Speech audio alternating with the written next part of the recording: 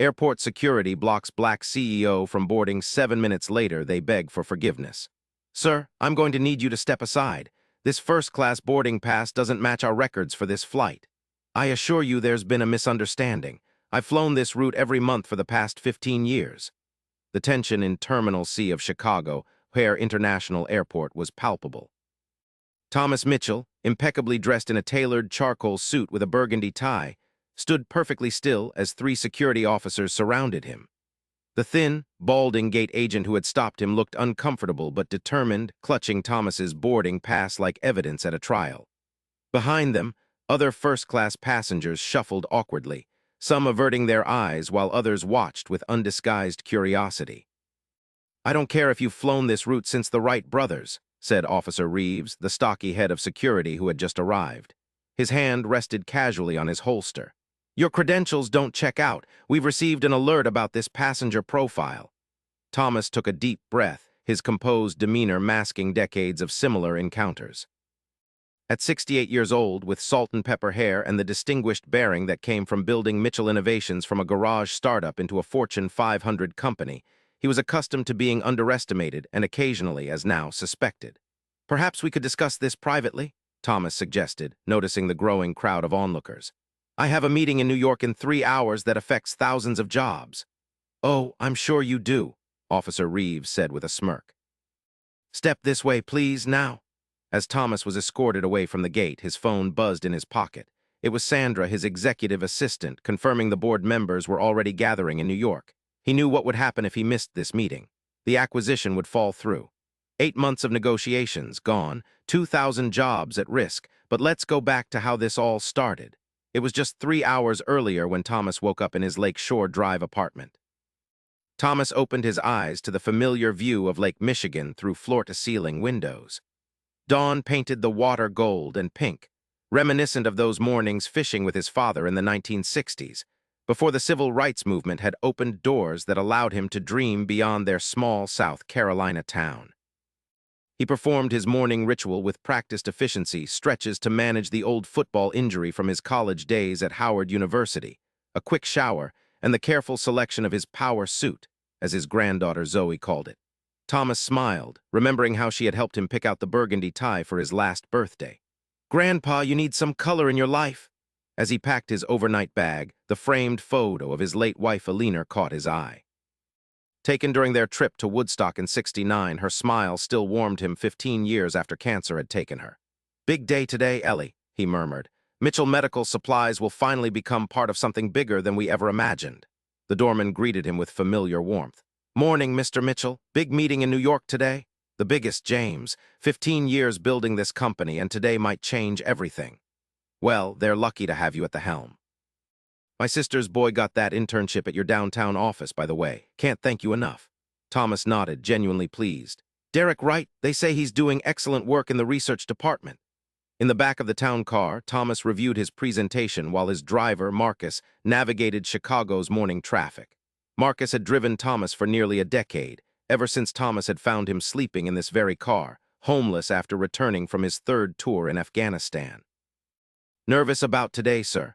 Marcus asked, catching Thomas's eye in the rearview mirror. "Not nervous, cautious. Biotech Solutions is a larger company with different values. I need to ensure our people are protected in this merger. If anyone can do it, you can. You gave me a chance when nobody else would." Thomas's phone rang. It was Sandra. "Good morning, Thomas. Just confirming you're on the 9:30 to LaGuardia." "Right on schedule, Sandra. How's New York looking?" The biotech team arrived early. Mr. Whitman seems anxious to finalize things, but Ms. Chen is asking more questions about the employee retention plan. "Good. Keep an eye on Chen. She might be our ally on the board if this gets contentious." After ending the call, Thomas stared out at the city he'd called home since 1987. The skyline had changed, just as the country had. Not always for the better, not always for the worse, but always changing. At 68, he'd seen enough change to know how to navigate it. Marcus pulled up to the departures terminal. "Here we are, sir. Want me to wait until you're checked in?" "No need, Marcus. I'll see you tomorrow evening." "Good luck, Mr. Mitchell. Show him how it's done." Thomas moved efficiently through the airport, his TSA pre-check status streamlining the security process he'd grown to tolerate over years of business travel. At the gate, he nodded to familiar faces, other regular first-class passengers on the Chicago to New York route that served as an aerial highway for business executives. "Thomas, haven't seen you in a few weeks," called Richard Garfield, an investment banker Thomas knew casually. "Been busy with the merger, you know how it is." Richard lowered his voice. "Word on the street is Biotech Solutions is getting the deal of the century. Your board must be thrilled." Thomas maintained his poker face. "Don't believe everything you hear, Richard." The gate agent called for first-class boarding. Thomas gathered his briefcase and carry-on, joining the short line of privileged travelers. He handed his boarding pass to the young gate agent, who scanned it routinely. Then something changed in the agent's expression. He scanned the pass again, then looked up at Thomas with suspicion. "Sir, I'm going to need you to step aside. This first-class boarding pass doesn't match our records for this flight." "Glad you could join us," Whitman said with practiced warmth. "We were just discussing the remarkable synergies between our organizations." Thomas shook his hand firmly. "Synergy comes from mutual respect, William. I'm looking forward to our discussion." As the meeting commenced, Thomas observed the dynamics around the table. The division was clear. Whitman and his allies focused entirely on financial projections, while a smaller faction, including Lin Chen, asked questions about integration plans and company culture. When they reached the section on employee retention, Lin spoke up. "Before we continue, I'd like to address the provisions in Section 12. As the board member responsible for talent retention, I've analyzed Mitchell's employee programs extensively." She proceeded to present a compelling case, backed by data, showing how Mitchell's employee retention and diversity initiatives had directly contributed to innovation, customer loyalty, and sustained growth, even during market downturns. "In summary," she concluded, "these aren't just feel-good policies. They're sound business strategies that have given Mitchell Innovations a competitive edge we would be foolish to dismantle." Thomas watched Whitman's expression shift from dismissive to calculating. The man might not care about the social impact of these policies, but he respected numbers. And the numbers Lin presented were compelling. The discussion that followed was intense but productive. By late afternoon, they had reached an agreement that preserved the core of Thomas's conditions while giving biotech the growth opportunity they sought. As the meeting concluded, Whitman approached Thomas privately. "You drive a hard bargain, Mitchell." "I protect what matters, William." "That's how I've stayed in business this long." Whitman nodded with reluctant respect. "The integration team will be in touch tomorrow to begin the process." After the biotech team had departed, Lin Chen lingered. "That went better than expected," she said. "Thank you for your support," Thomas replied. "It made a difference." "It's easy to support someone who's been doing the right thing for decades." She hesitated. "My daughter is completing her MBA at Northwestern. She's brilliant but worried about entering a corporate culture that might not value her voice. Women like me needed pioneers to open doors. What you've built at Mitchell gives me hope for her generation." Thomas thought of his own daughter and granddaughter. "That's the highest compliment you could give me, Lin. Please tell your daughter I said the business world needs her perspective more than ever." As Thomas and Sandra left the building, his phone rang. The caller ID showed O'Hare International Airport. "Mr. Mitchell, this is Diane Collins from Chicago O'Hare. I hope I'm not disturbing you." "Not at all, Ms. Collins. What can I do for you?" "Actually, sir, it's what we need to do for you. After your experience this morning, Officer Reeves conducted a review of our security protocols. He's discovered some concerning patterns in our automated flagging system." She paused. "The system has been disproportionately selecting certain passengers for additional screening based on factors that, well, frankly, suggest racial bias in the algorithm." Thomas stopped walking. "I see. Officer Reeves and I would like to formally apologize and inform you that we're implementing an immediate correction to the system. He also asked me to convey his personal regrets for your experience today." Thomas was momentarily speechless. In his 68 years, he had experienced countless instances of profiling, but formal acknowledgement and correction were rare. "Thank you, Ms. Collins. Please tell Officer Reeves I appreciate his integrity in addressing this issue. There's one more thing, sir. Our CEO has asked if you would consider serving on a passenger advisory board to help us review and improve our security procedures. Your perspective would be invaluable." "I'd be happy to discuss that possibility," Thomas replied, genuinely surprised by the request. After ending the call, he turned to Sandra with a thoughtful expression. "Good news?" she asked. "Unexpected news," he replied. "It seems someone recognized a problem and decided to fix it rather than deny it exists." "That doesn't happen every day," Sandra observed. "No," Thomas agreed. "It doesn't." That evening in his hotel room overlooking Central Park, Thomas called his daughter Michelle. Dad, how did the meeting go? We got what we needed. The company's in good hands and our people are protected. That's wonderful. I know how much that meant to you and Mom. Thomas smiled at the mention of Alina. How's my favorite granddaughter? Zoe's great, still talking about becoming a doctor because of those hospital tour you arranged. Oh, and she made you something for your birthday next week. She made me promise not to tell you what it is. I'm looking forward to it. After chatting a few more minutes, Thomas ended the call and walked to the window. New York's skyline glittered in the darkness, so different from the stars he'd gazed at as a boy in South Carolina, dreaming of a future his parents had told him was possible despite all evidence to the contrary. He thought about the day's events, the confrontation at the airport, the unexpected ally in Lin Chen, the successful negotiation, and the surprising follow-up from Officer Reeves and Diane Collins. Each interaction represented a different aspect of the world he had navigated throughout his life. His phone buzzed with a text from Marcus, his driver. "Congratulations on the merger, sir. Just saw it on the news. My nephew is applying for that engineering internship at Mitchell next summer." Thomas typed back, "Tell him to mention your name, and thank you, Marcus." Then he opened his laptop to send one more email before bed to Diane Collins at O'Hare, accepting the invitation to join the passenger advisory board with one condition: that Officer Reeves be included in the initiative. Sometimes, Thomas had learned, the most meaningful change came from unlikely alliances. The next morning, Thomas woke early and ordered breakfast in his room while watching the sunrise over Central Park. The merger was front-page news in the Wall Street Journal, with analysts praising the unusual employee protections as a forward-thinking approach to corporate integration. His phone rang. It was Richard Garfield. "Thomas, congratulations on the deal. The retention provisions are the talk of the street. How did you get Whitman to agree to those terms?" "I had help," Thomas replied simply. "Sometimes support comes from unexpected places." After breakfast, Thomas packed his overnight bag and headed to LaGuardia for his return flight to Chicago. The airport experience was routine, no alerts, no extra screening, just the ordinary process that most passengers took for granted. Settling into his first-class seat, Thomas reflected on the previous day's events. Throughout his career, he had faced countless barriers, some blatant, others subtle but no less real. He had navigated them with the dignity and determination his parents had instilled in him during those formative years in the civil rights era. "Sir, would you like coffee before takeoff?" asked a flight attendant. "Yes, thank you, black with 1 sugar." As the plane taxied toward the runway, Thomas opened his briefcase and found a note from Sandra. "First board meeting as chairman emeritus next month. Alina would be proud." Thomas smiled. Chairman emeritus. After the merger was complete, he would step back from day-to-day operations but maintain influence over the company's direction as head of the board. It was time to make room for the next generation of leadership, diverse, innovative minds who would face their own challenges but build upon the foundation he had helped establish. The plane accelerated down the runway and lifted into the sky.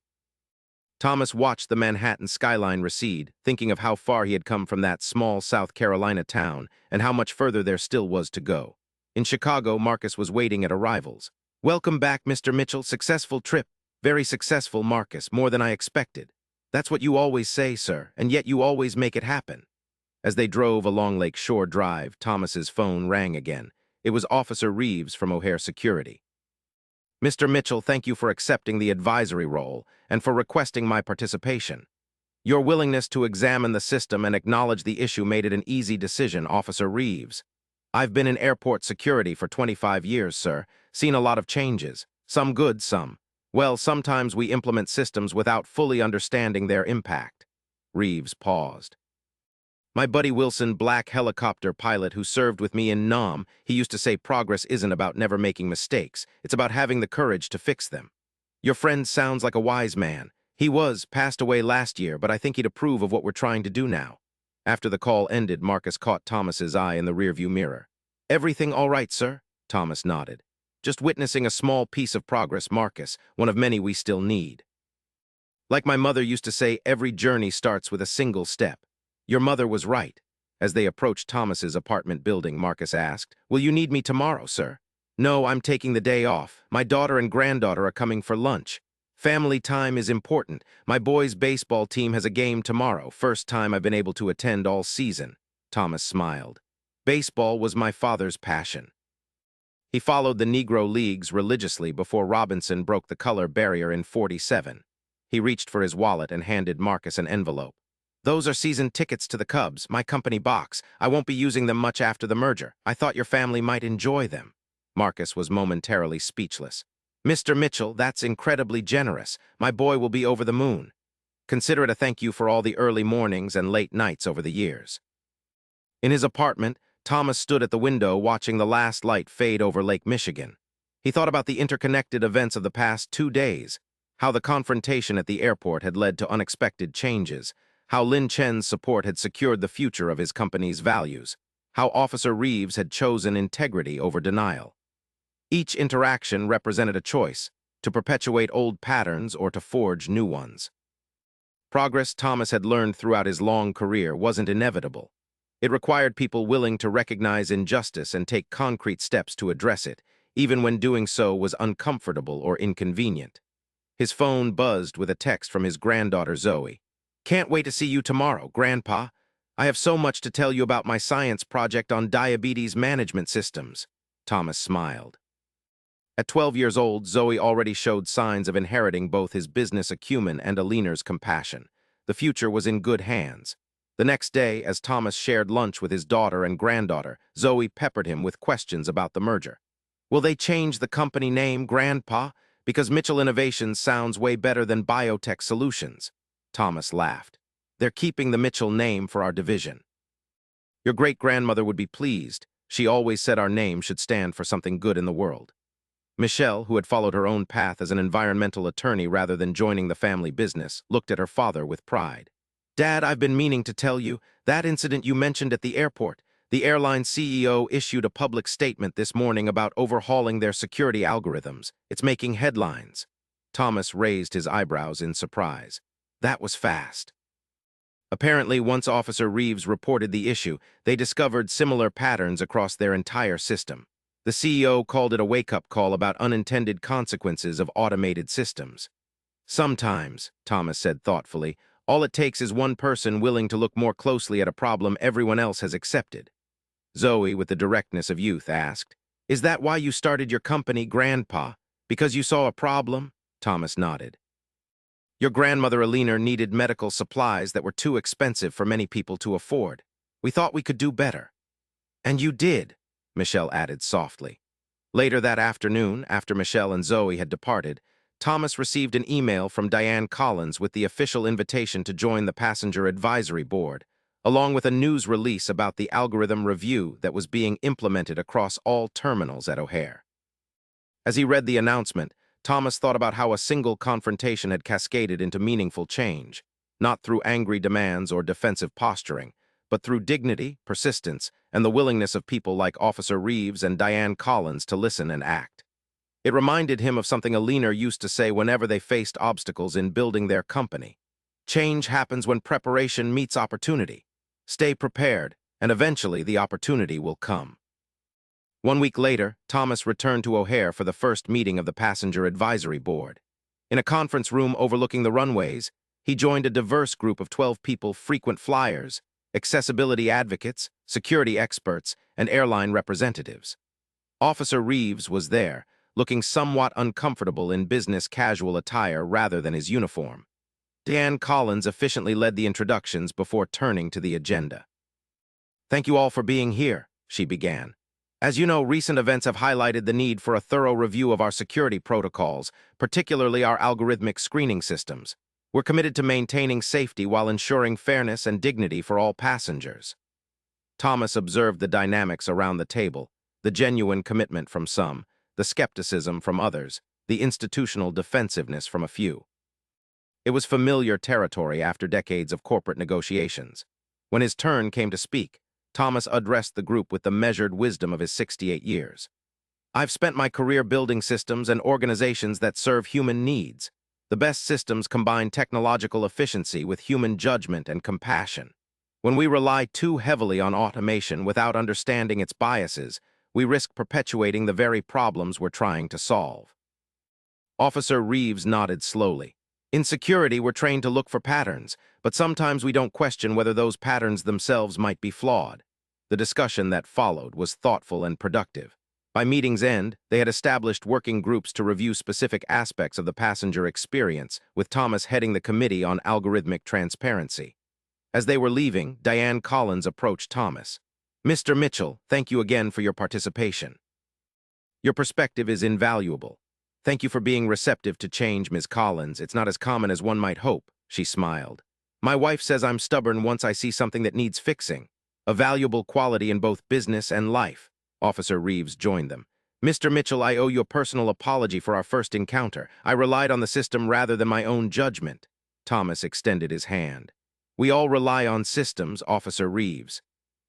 The question is whether we're willing to improve them when we discover their flaws." Reeves shook his hand firmly. "My friend Wilson would have liked you, sir." As Thomas headed toward his gate for a flight to New York, another meeting with the integration team, he reflected on how his life had come full circle. From a boy who had been denied entry to segregated spaces to a man helping redesign systems to prevent such exclusion, he had witnessed remarkable change. Not enough, not yet complete, but meaningful nonetheless. His phone buzzed with a text from Sandra. "Lin Chen called. Biotech board unanimously approved the retention plan. We won." Thomas smiled, another step forward. As he boarded his flight without incident, he thought of what he would tell Zoe the next time she asked about his work. "Progress isn't a straight line," he would say. "It's a series of moments when people choose to do better, to see each other more clearly, to fix what's broken instead of accepting it as inevitable." The plane lifted into the sky, carrying him toward the future he had helped create, not just for himself, but for all the Marcus's nephews, Lynn's daughters, and Zoe's yet to come. Thank you for listening. If this story touched you, please subscribe and share your thoughts in the comments.